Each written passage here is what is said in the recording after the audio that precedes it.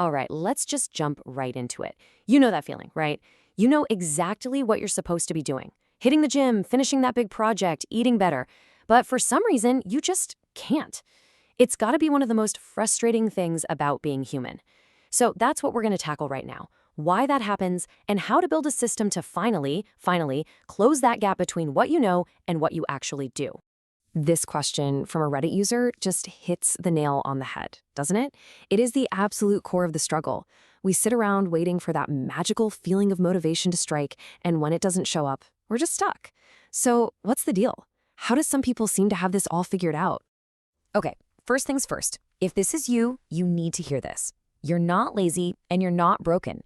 It's not a personal failure. This gap between our best intentions and what we end up doing is a classic psychological thing. It's so well known, in fact, that it's had a name for thousands of years, all the way back to the ancient Greeks. And that term? It's akrasia. It literally means acting against your better judgment. It's choosing to scroll on your phone when you know that email needs to be written. It's the force that just stops you from following through. So now that we can put a name to the enemy, let's figure out why it has so much power over us. So what's our usual game plan when we're fighting akrasia? Well, we try to muscle through it with two things, motivation and willpower. But as we all know from painful experience, these two can be, well, let's just say they're not the most reliable friends. It turns out we've been betting on the wrong horses all along. Now this is where it all starts to click. Performance coach Alan Stein Jr. just lays it out so perfectly. Motivation is a feeling. It's an emotion. And emotions, they come and go. Discipline, on the other hand, that's a decision. It's a system. Relying on motivation is like trying to power your house with random lightning strikes. Yeah, it's powerful when it hits, but you can't count on it. Discipline is building the power plant. And here are the two big psychological traps that just sabotage us over and over. First, you've got time inconsistency. Basically, your future self wants to be fit and healthy, but your present self wants that donut right now. And guess who usually wins that fight? Then there's decision fatigue. Think of your willpower like your phone battery. Every little choice you make all day, what to wear, what to eat, what to say in an email, it drains that battery, leaving you with almost nothing left when it's time to tackle the big, important goals. All right, so if motivation is fleeting and willpower runs out, where do we go from here? The answer is making a huge shift in your mindset. It's about going from just wanting something to truly committing to it. And this isn't just playing with words. It's a very real psychological turning point.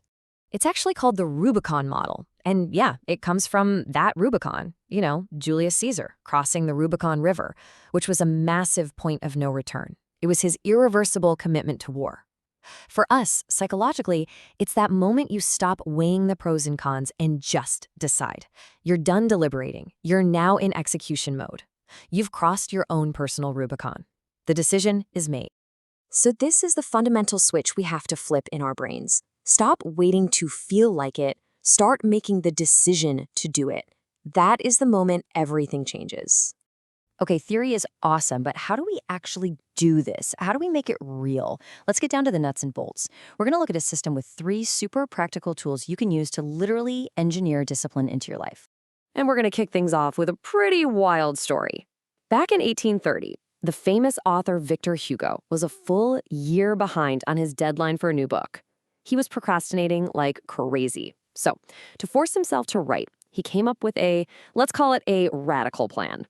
He gathered up all of his clothes, every last bit, gave him to his assistant, and had him lock them away. He was left with nothing but a giant gray shawl. I'm serious. With no clothes to go outside, he was basically a prisoner in his own study. And you know what? He finished The Hunchback of Notre Dame 2 weeks early. This is a perfect, if extreme, example of what's called a commitment device.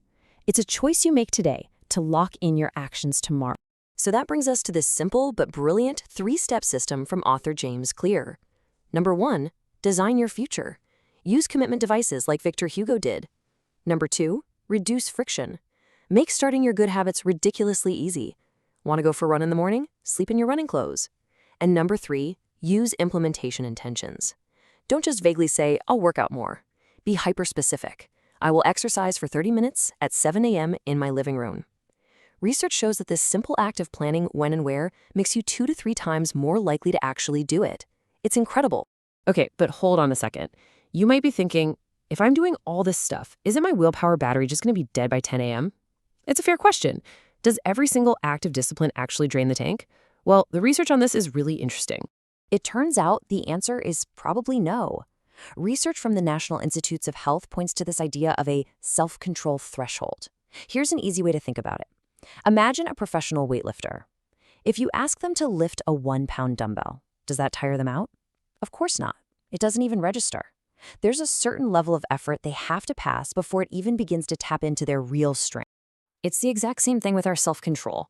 Small acts of discipline that are quick, easy, or totally automatic, like brushing your teeth, they don't really drain your willpower. They fall below that effort threshold. The researchers have this great name for it: regulatory easy street. The whole goal of building a discipline system is to move more and more of your good habits onto this easy street, so they just happen. No draining effort required. And that brings us to the final, and honestly, probably the most important piece of this whole puzzle. We know how to start, we know how to build a system, but how do you make it last? What's the engine that keeps this whole thing running for years, not just for a week? The secret lies in a really powerful psychological framework called self-determination theory. The big idea here is that for any behavior, any discipline, to be truly sustainable and self-motivated, it has to feed 3 deep, universal human psychological needs. And here they are. First, autonomy, the feeling that you are in control, that you're the one calling the shots. Second is competence, that amazing feeling of mastery, of seeing yourself actually get better at something. And third, relatedness, the feeling of being connected to other people. When the disciplined things you do also check these boxes, they stop feeling like chores and they start becoming genuinely rewarding. So the ultimate takeaway here is that lasting discipline is not about being a drill sergeant to yourself. It's not about white-knuckling it through life with brute force. The systems that actually work are the ones that are designed to align with who we are as humans, the ones that give us a sense of control, make us feel effective, and connect us with others. And this just reframes everything, doesn't it? As Alan Stein Jr. says, every decision you make is a vote for the person you're becoming. Every time you choose to do the hard thing, you're not just completing a task, you're casting a ballot for your future self. And that leaves us with one last simple but incredibly powerful question to carry with you. Use it as a filter. The next time you're at a crossroads facing that choice between the easy thing and the right thing, just pause and ask yourself this: is this a decision the person I want to become would make? The answer? Well, the answer will tell you everything you need to know.